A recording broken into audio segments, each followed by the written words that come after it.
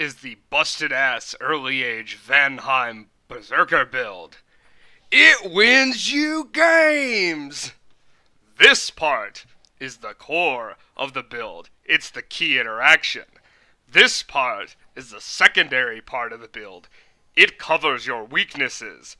Take it and win. I had to front-load this video because YouTube analytics show that 90% of my audience will quit within the first 10 seconds to go and instead watch furry-adjacent VTubers play Crusader King. Had to get that out of the way.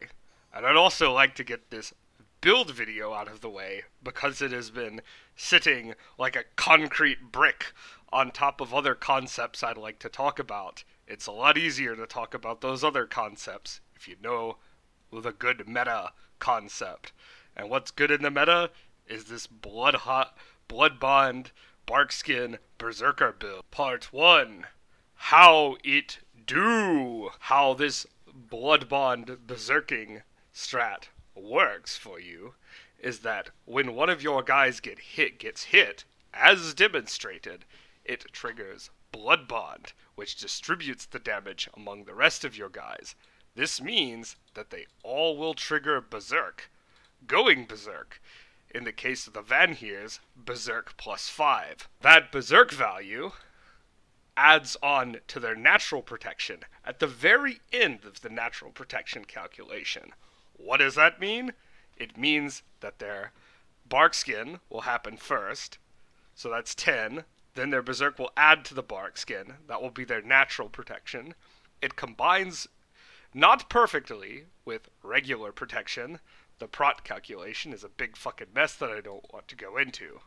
But it combines quite good to give them a total of 23 protection, which is very, very hard to get through.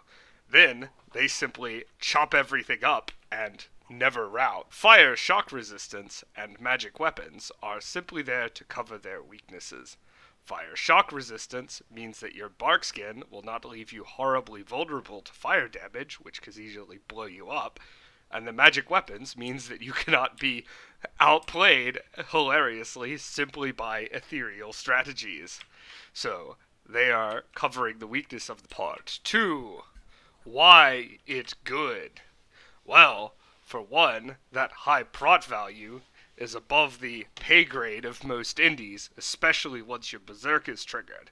So, you get to expand for free very easily, with very small parties getting one party per turn very early in the game. So your expansion is very good. It's particularly good with these guys because even though they cost 40 gold, that's not that much for a sacred, and the resources and rec points are not very much at all. So you can get lots and lots of them from a very early point in the game, even though they are a very, very, very strong unit with this bless. Second reason why it's good is that these guys are so powerful that they just about roll anything in the game.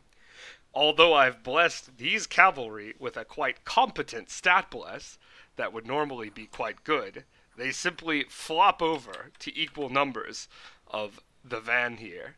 What that means is that your opponents have to bring more sacreds than you that are also very highly blessed in order to even compete. Other side effects of these traits make them even more broken. Blood bond means that when you take a victory, you suffer a lot less attrition from that victory than a normal army would, even if it was a very strongly blessed or highly elite army. And Berserker means that sometimes your commander can die, and you just still win the battle anyway, because your units keep fighting on. Those aren't core parts of the build. It's the 23 prot and high quality attacks that make it. But might as well have more broken shit when you already have broken shit. Does this build work for other nations, perhaps?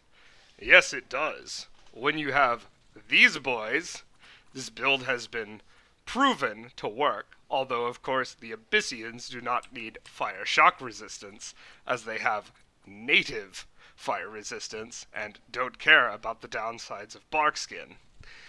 On these other boys, It's not known, I haven't tested and no one else has, whether or not it'll work.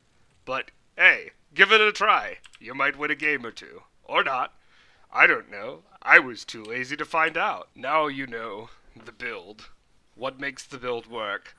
Why it's good in the meta, busted in the meta, and why that makes nations like Vanhiem so highly rated. I don't actually know the originator of this build. I know that Psy originated a similar sort of build with Abyssea, but this one I simply learned from Johnny as quote-unquote the meta Vanhiem build, so it's been around for a bit.